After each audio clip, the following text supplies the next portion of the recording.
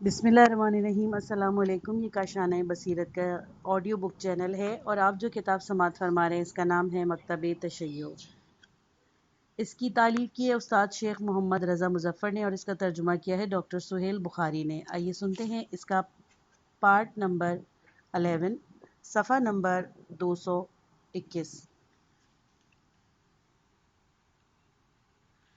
ورنہ جیسا کہ ہم کہہ چکے ہیں کہ محبت عدالت کی جگہ لے لیتی ہے اور محبت کی حکومت میں عدالت کی ضرورت نہیں ہوتی۔ اس سے یہ نتیجہ نکلتا ہے کہ مسلمان پر بھائی چارے کی صفت سے آراستہ ہونا واجب ہے۔ اسے سب سے پہلے یہ چاہیے کہ وہ دوسروں کے ساتھ بھائی چارے کا جذبہ رکھے اور جب اپنے نفس کی خواہشات غالب آ جانے کے باعث اپنے اندر یہ جذبہ پیدا کرنے سے عاجز رہ جائے، جیسا کہ اکثر ہوتا ہے، تو اسلامی مواعظ اور رہبریوں کی پیروی کر کے اپنے نفس میں عدالت اور احسان طلبی کا عقیدہ مضبوط کرے اور اس کی بدولت اسلامی مقاصد حاصل کرے، اور اگر اس مرحلے سے بھی مجبور ہو گیا تو پھر وہ صرف نام کا مسلمان ہے، کیونکہ محبت کے درجوں کی کوئی انتہا نہیں ہے اور عدل اسلام کی آخری حد ہے جس کے بعد کفر و ضلالت ہے، اور وہ اللہ کی سرپرستی اور حزب اللہ سے باہر نکل گیا۔ اور امام علیہ السلام کی تشریح کے مطابق جو بیان کی جا رہی ہے، خدا اس پر مہربانی اور عنایت نہیں کرے گا۔ اکثر نفس کی سرکش خواہشیں اور تقاضے انسان پر غالب آ جاتے ہیں اور اس کے نتیجے میں اس کے لیے دشوار ہو جاتا ہے کہ وہ اپنے لیے انصاف چاہنے کی ضرورت محسوس کریں، تو پھر اس بات کا تو خیر خیال ہی چھوڑ دیجئے کہ وہ انسانی انصاف کی اتنی طاقت اپنے اندر اکٹھی اور تیار کر لے، اپنے نفس کی سرکش خواہشوں اور تقاضوں پر غالب آ جائے۔ یہی وجہ ہے کہ بھائی چارے کا حقوق کا لحاظ سے اس حالت میں جبکہ انسان میں بھائی چارے کا سچا جذبہ نہ ہو، سب سے مشکل مذہبی تعلیم اور سبق ہے۔ چنانچہ امام جعفر صادق علیہ السلام نے اپنے ایک صحابی معلّہ بن خنیس کے جواب میں، جس نے بھائی چارے کے حقوق پوچھے تھے، اس کی حالت کا خیال کیا اور اس سے ڈر کہ معلّہ بن خنیس ان کے حقوق کو جانتا ہے لیکن ان پر عمل نہیں کرتا، اس کی قوت برداشت سے زیادہ وضاحت نہیں کی۔ معلّہ بن خنیس کہتے ہیں کہ میں نے امام جعفر صادق علیہ السلام سے عرض کیا، ایک مسلمان کا دوسرے مسلمان پر کیا حق ہے؟ آپ نے فرمایا، ایک مسلمان کے دوسرے مسلمان پر 7 حق واجب ہوتے ہیں، جن میں سے ہر ایک کو خود اس پر بھی واجب ہے۔ اگر وہ ان میں سے ہر حق ضائع کر دے گا تو خدا کی بندگی، حکومت اور سرپرستی سے باہر نکل جائے گا اور پھر خدا کی طرف سے اسے کوئی فائدہ نہیں پہنچے گا۔ میں نے کہا، میں آپ پہ فدا ہو جاؤں، وہ حقوق کیا ہیں؟ آپ نے فرمایا، اے مولا، میں تجھ پر شفقت کرتا ہوں، مجھے ڈر ہے کہ تو کہیں یہ حقوق تلف نہ کرے، ان کی حفاظت نہ کر سکے اور انہیں سمجھتے ہوئے بھی ان پر عمل نہ کر سکے۔ میں نے کہا، خدا کے سوا کسی میں طاقت نہیں، مجھے خدا کی مدد سے امید ہے کہ میں کامیاب ہو جاؤں۔ اس وقت امام نے 7 حقوق بیان کیے، اس کے بعد فرمایا کہ جو ان میں سب سے ادنا ہے وہی سب سے سادہ بھی ہے، اور وہ یہ ہے، دوسروں کے لیے وہی چیز پسند کرو جو تو اپنے لیے پسند کرتا ہے، اور دوسروں کے لیے بھی وہ ناپسند کرو جو تو اپنے لیے ناپسند کرتا ہے۔ کس قدر عجیب ہے، سبحان اللہ! کیا سچ مچ یہ سب سے ادنا اور سب سے سادہ حق ہو سکتا ہے؟ آج ہم مسلمانوں کا کیا حال ہے؟ کیا اس حق کا ادا کرنا ہمارے لیے سادہ اور سہل ہے؟ ان کے منہ کو لوکا لگے جس مسلمان ہونے کا یہ دعویٰ تو کرتے ہیں لیکن اسلام کے سب سے سادہ قاعدے پر بھی عمل نہیں کرتے۔ اس سے بھی زیادہ تعجب کی بات اس پر ہے کہ اسلام کے بچھڑ جانے اور زوال پذیر ہونے کی بات کرتے ہیں، جبکہ مسلمان کا عمل اس زوال کے سبب بنا ہے۔ اسلام میں خود کوئی برائی نہیں ہے، جو برائی ہے وہ ہمارے مسلمان ہونے کے دعوے میں ہے۔ ہاں، تمام گناہ ان کے ہیں جو خود کو مسلمان کہتے ہیں اور وہ اپنے مذاہب کے سب سے آسان اور سب سے سادہ قاعدے پر بھی عمل کرنے کو تیار نہیں ہیں۔ صرف تاریخ میں لکھے جانے کے لیے اور اس کے لیے ہم خود کو اپنی کوتاہیوں کو پہچان لیں۔ یہ 7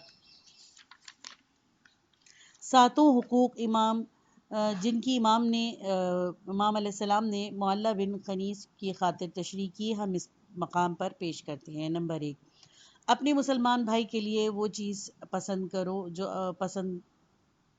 اپنے لیے پسند کرتا ہے، اور جو اپنے لیے پسند نہیں کرتا اس کے لیے بھی پسند نہ کر۔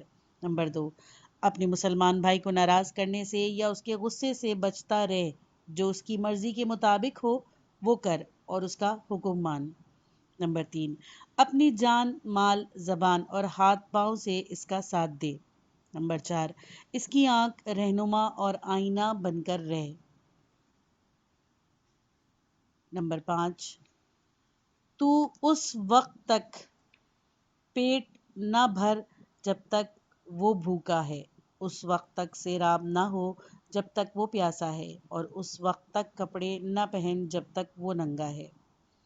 نمبر 6، اگر تیرے پاس ملازم ہے اور تیرے بھائی کے پاس نہیں تو تجھے لازم ہے کہ اپنا ملازم اس کے پاس بھیج دے تاکہ وہ اس کا لباس دھو دے، کھانے کا انتظام کر دے اور بستر لگا دے۔ نمبر 7، اسے اس کے معاہدوں کی ذمہ داری سے آزاد کر، اس کی دعوت قبول کر، اس کی بیماری میں مزاج پرسی کر، اس کے جنازے میں شریک ہو۔ اگر تو جانتا ہے کہ اسے کوئی ضرورت ہے تو فوراً اس کی ضرورت پوری کر۔ اس کی ضرورت کو پورا کرنے میں اس انتظار میں دیر نہ کر کہ وہ خود ضرورت کو ظاہر کر دے، بلکہ جلد از جلد اس کی حاجت پوری کرنے میں لگ جا۔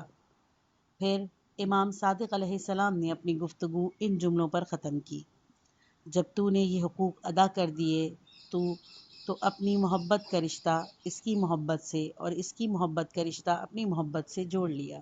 ریفرنس نمبر 1، وسائل شیعہ، کتاب الحج، ابواب احکام العشرہ، باب 122، حدیث نمبر 7۔ اس مضمون کی بہت سی روایتیں ائمہ اطہار علیہ السلام سے منقول ہوئی ہیں اور ان کا بیشتر حصہ کتاب وسائل شیعہ کے مختلف ابواب میں درج ہے۔ ایک شک کا ازالہ: بعض اوقات کچھ لوگ یہ شک کرتے ہیں کہ اس برادری سے جس کا ذکر اہل بیت علیہ السلام کی حدیثوں میں آیا ہے مسلمانوں کے تمام فرقوں کی نہیں ہے، بلکہ شیعوں کی برادری مراد ہے۔ لیکن ان تمام حدیثوں کو دیکھ کر جن میں یہ موضوع بیان ہوا ہے، یہ شک دور ہو جاتا ہے۔ حالانکہ ائمہ اطہار علیہ السلام دوسرے وجوہ سے مخالفین کے دو طریقوں کے خلاف تھے اور ان کے عقیدوں کو درست نہیں سمجھتے تھے۔ اس مقام پر یہی کافی ہے کہ ہم پڑھنے والے کے سامنے معاویہ بن وہب کی حدیث پیش کریں۔ وہ کہتے ہیں: میں نے امام جعفر صادق علیہ السلام سے عرض کیا کہ ہم تمام مسلمانوں سے جو ہمارے یہاں آمد و رفت رکھتے ہیں لیکن شیعہ نہیں ہیں، کس طرح پیش آئیں؟ آپ نے فرمایا: اپنے اماموں کو دیکھو اور انہی کی طرح مخالفوں سے پیش آؤ۔ خدا کی قسم، تمہارے امام ان کے مریضوں کی عیادت کرتے ہیں، ان کے جنازوں میں شریک ہوتے ہیں، ان کے موافقت یا مخالفت میں قاضی کے سامنے گواہی دیتے ہیں اور ان کی امانتوں میں خیانت نہیں کرتے۔ ریفرنس نمبر 1، اصول کافی، کتاب العشرہ، باب اول۔ وہ بھائی چارہ جو ائمہ اطہار علیہ السلام نے اپنے شیعوں سے چاہا ہے، وہ اسے اسلامی بھائی چارے سے بھی بڑھ کر ہے جس باب میں شیعوں کی تعریف کی گئی ہے۔ اس میں بہت سی حدیثیں اس بات کی گواہ ہیں۔ اس سلسلے میں وہ گفتگو کافی ہے جو امام صادق علیہ السلام اور ان کے ایک صحابی ابان بن تغلب کے درمیان ہوئی، ہم اسے یہاں درج کرتے ہیں۔ ابان کہتے ہیں: ہم لوگ امام جعفر صادق علیہ السلام کے ساتھ خانہ کعبہ کے طواف میں مشغول تھے کہ اس بیچ میں ایک شیعہ میرے پاس آیا، مجھ سے کہنے لگا کہ ایک کام کے لیے میرے ساتھ چلو۔ اس وقت امام جعفر صادق علیہ السلام نے ہم دونوں کو دیکھ لیا تو مجھ سے فرمایا: کیا اس شخص کو تم سے کام ہے؟ میں نے کہا: جی ہاں۔ آپ نے فرمایا: کیا وہ تمہاری طرح ہی شیعہ ہے؟ میں نے کہا: جی ہاں۔ آپ نے فرمایا: طواف چھوڑ دو اور اس کے ساتھ اس کے کام سے چلے جاؤ۔ میں نے کہا: چاہے طواف واجب ہو اسے چھوڑ دوں؟ آپ نے فرمایا: ہاں۔ میں اس کے ساتھ چلا گیا اور اس کے کام کے کرنے کے بعد امام صادق علیہ السلام کی خدمت میں حاضر ہوا تو میں نے مومن کا حق دریافت کیا۔ آپ نے فرمایا: یہ سوال چھوڑ دو اور نہ دہراؤ۔ لیکن میں نے سوال دہرایا تو آپ نے فرمایا: اے ابان، کیا تم اپنی دولت اس مومن کے ساتھ بانٹ لو گے؟ اس کے بعد امام نے میری طرف دیکھا اور جو کچھ امام کی بات سن کر میں نے سمجھا تھا وہ انہوں نے میرے چہرے سے بھی پڑھ لیا تھا، تو فرمایا: اے ابان، کیا تم جانتے ہو کہ خدا ایثار کرنے والوں کو یاد کرتا ہے؟ ریفرنس نمبر 1 سورہ حشر آیت نمبر 9۔ میں نے جواب دیا جی ہاں میں جانتا ہوں۔ آپ نے فرمایا تم اپنا مال اس کو بانٹ دو گے تب بھی صاحب ایثار نہیں ہو سکو گے، البتہ تم اس وقت ایثار کے درجے پر پہنچو گے جب اپنا آدھا مال اس کو دو گے اور جو دوسرا آدھا مال تمہارے لیے رہ گیا ہے وہ بھی اس کو دے ڈالو گے۔ وسائل اشیاء کتاب الحج ابواب العشرت باب 122 حدیث نمبر 12۔ میں کہتا ہوں کہ واقعی ہماری زندگی حقیقت میں کتنی شرم دلانے والی ہے۔ واقعی ہمیں زیب نہیں دیتا کہ اپنے آپ کو مومن کہیں۔ ہم ایک وادی میں اور ایک طرف ہیں اور ہمارے امام دوسری وادی میں دوسری طرف ہیں۔ وہی حالت اور رنگ بدلنے کی کیفیت جو امام کے فرمانے یعنی مال بانٹنے کے سلسلے میں ہے ان کی ہوئی، ان لوگوں کو بھی ہوگی جو یہ حدیثیں پڑھیں گے۔ ہم نے اپنے آپ کو اتنا بھلا دیا اور حدیث سے منہ موڑ بیٹھے جیسے یہ حدیثیں ہمارے لیے نہیں ہیں، اور ہم ایک ذمہ دار انسان کی طرح کبھی اپنے نفس کو نہیں بیچنا چاہتے۔ چھٹا باب معاد اور قیامت۔ مرنے کے بعد کی دنیا۔ ہمارے عقیدے کے مطابق خدائے بزرگ انسان کو مرنے کے بعد دوسرے جسم میں ایک خاص دن اٹھایا جائے گا۔ اس دن نیک لوگوں کو جزا انعام اور گناہ گاروں کو سزا ملے گی۔ اس پورے سادے عقیدے پر تفصیلات کو چھوڑ کر تمام آسمانی مذہبوں، خدا کے ماننے والے فلسفیوں کا اتفاق ہے اور ہر مسلمان کے لیے پیغمبر خدا صلی اللہ علیہ وسلم کے لائے ہوئے قرآن کے مطابق یہ عقیدہ رکھنا ضروری ہے، کیونکہ جو شخص خدا کی توحید اور پیغمبر خدا صلی اللہ علیہ وسلم کی رسالت کا قطعی اعتقاد رکھتا ہے اور یہ مانتا ہے کہ خدا نے حضرت محمد مصطفیٰ صلی اللہ علیہ وسلم کو انسانوں کی رہنمائی اور سچے مذہب کی تبلیغ کے لیے بھیجا ہے، وہ حضرت محمد مصطفیٰ صلی اللہ علیہ وسلم کے قرآن پر بھی ضرور ایمان رکھتا ہے۔ یہ وہی قرآن ہے جو قیامت کے دن ثواب، عذاب، جنت، دوزخ اور انعام اور عطاب کی خبر دیتا ہے۔ قرآن کریم میں لگ بھگ 1000 آیتیں حشر کے موضوع صاف صاف اور اشارے کنائے سے بیان کرتی ہیں۔ جب کوئی اس بارے میں شک کرتا ہے تو یہ معلوم ہو جاتا ہے کہ وہ حقیقت میں رسول اکرم صلی اللہ علیہ وسلم کی رسالت یا خدا اور اس کی قدرت پر شک کرتا ہے، بلکہ اس سے بھی بڑھ کر در حقیقت وہ تمام مذہبوں پر شک کرتا ہے اور تمام شریعتوں کے سچے ہونے میں تردید کرتا ہے۔ جسمانی واپسی۔ شیعہ اصل مات پر اعتقاد رکھنے کے علاوہ جسمانی مات کو بھی دینی ضروریات میں شمار کرتے ہیں، جیسے کہ قرآن جسمانی واپسی پر نہایت صاف صاف دلیل دیتا ہے۔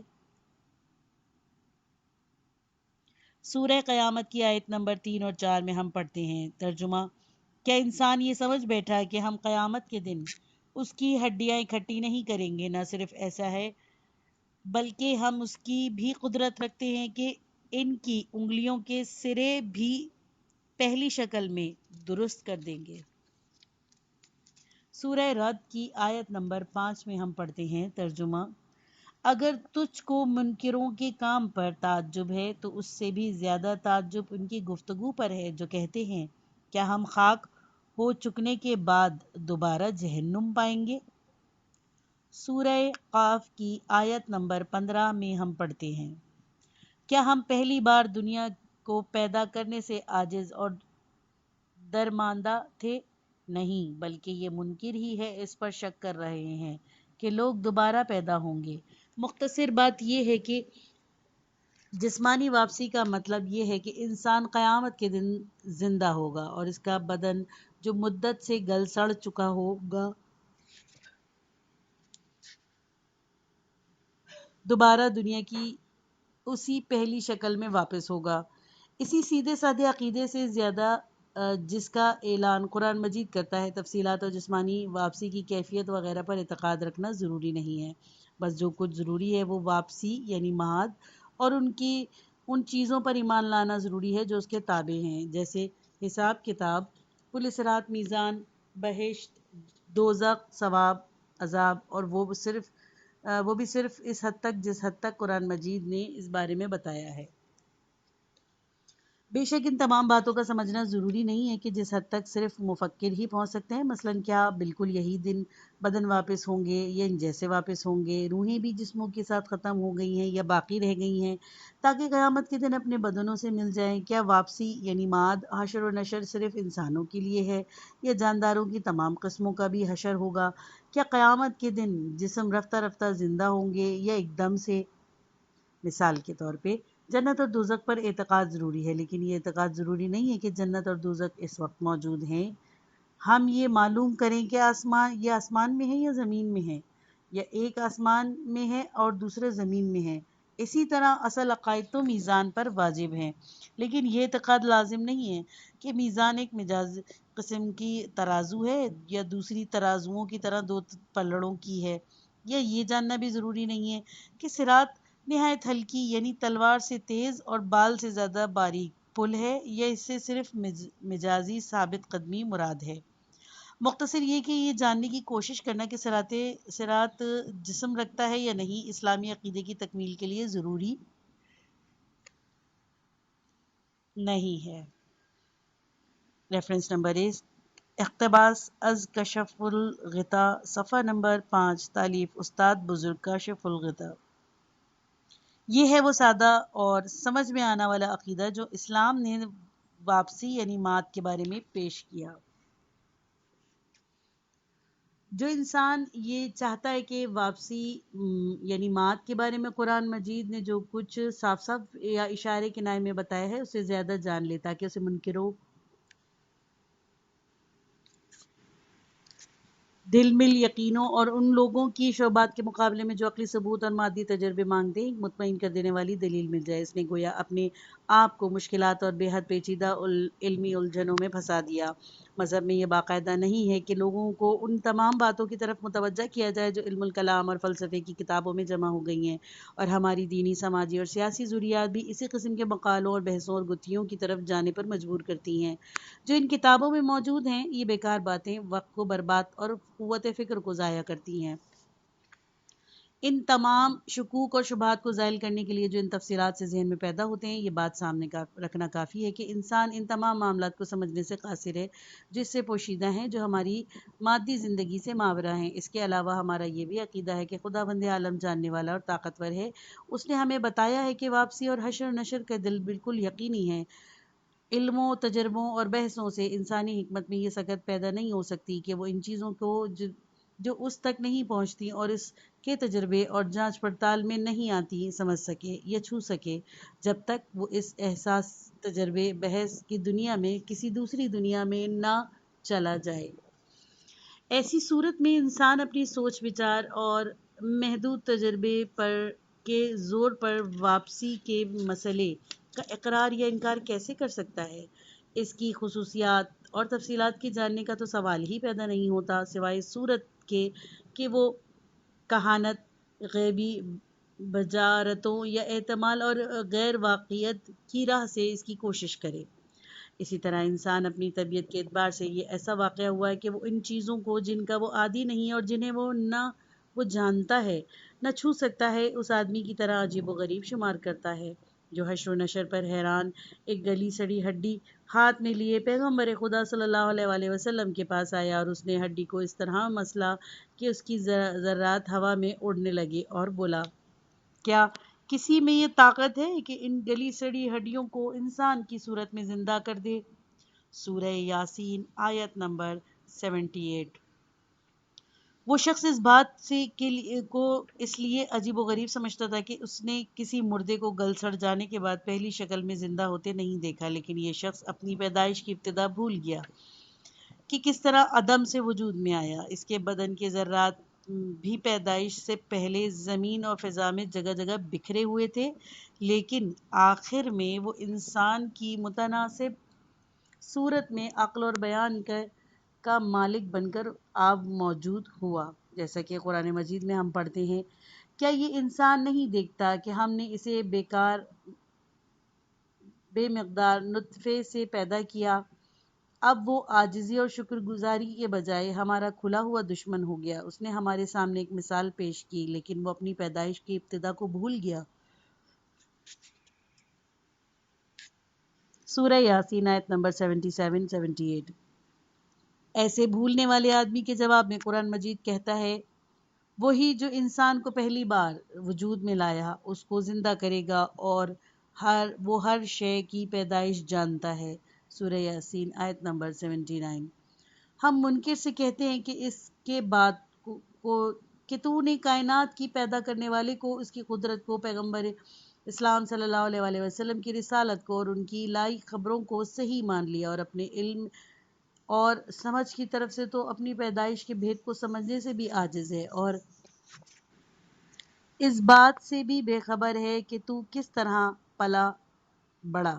تو نے اس نطفے سے جو ہوش، ارادہ اور عقل نہیں رکھتا تھا کتنی منزلیں طے کی، یہاں تک کہ آخر کار بکھرے ہوئے ذروں کے مل جانے کے بعد انسان کی موضوع چلی چھٹی اور عقل، تدبیر، ہوش اور احساس والی صورت پر آ گیا۔ اب اپنی پیدائش کے آغاز کی کیفیت جانتے ہوئے تو کس لیے اس پر تعجب کرتا ہے کہ تو مرنے کے بعد گل سڑ کر دوبارہ زندہ ہوگا؟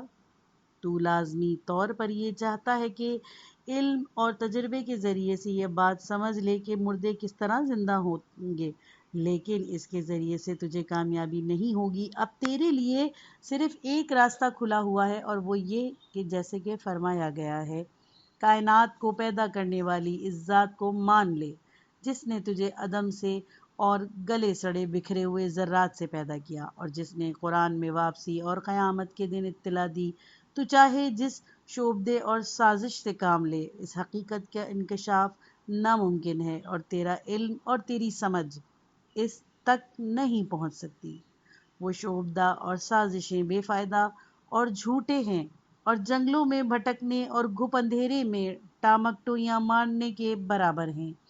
اس انسان نے اس کے باوجود کہ اس دور میں مختلف علوم میں ترقی کر لی ہے، بجلی اور ریڈار دریافت کر کے ان سے کام لے رہا ہے، ایٹم توڑ لیا ہے، اور ایسی ہی دوسری ایجادات حاصل کر لی جن کا نام اگر کوئی پچھلی صدیوں میں لیتا تو لوگ انہیں ناممکن کہتے اور اس کا مذاق اڑاتے، اب بھی وہ بجلی اور ایٹم کو بھی پوری طرح نہیں سمجھ پایا، بلکہ ان کے ایک اور خاصے کی بھی حقیقت کو نہیں جانتا۔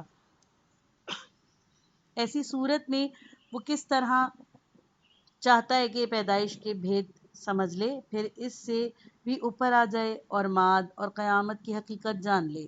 ہاں، انسان جس بات کے لائق ہے وہ یہ ہے کہ وہ اسلام پر ایمان لانے کے بعد اپنی خواہشات کی تکمیل سے بچے اور اپنے کاموں میں لگے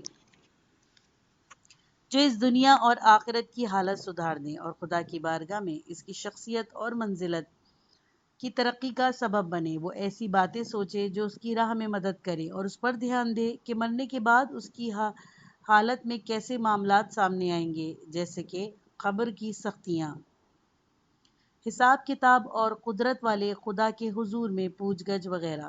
وہ تقویٰ اپنائے اور قیامت کے دن کے لیے تیار ہو جائے جبکہ کوئی اس کو عذاب سے نہیں بچائے گا اور نہ اس کے لیے کسی کی سفارش مانی جائے گی، نیز اس سے گناہ کے بدلے میں کوئی معاوضہ قبول نہیں ہوگا اور کوئی اس کی مدد کو بھی نہیں پہنچے گا۔ سورہ بقرہ آیت نمبر 48۔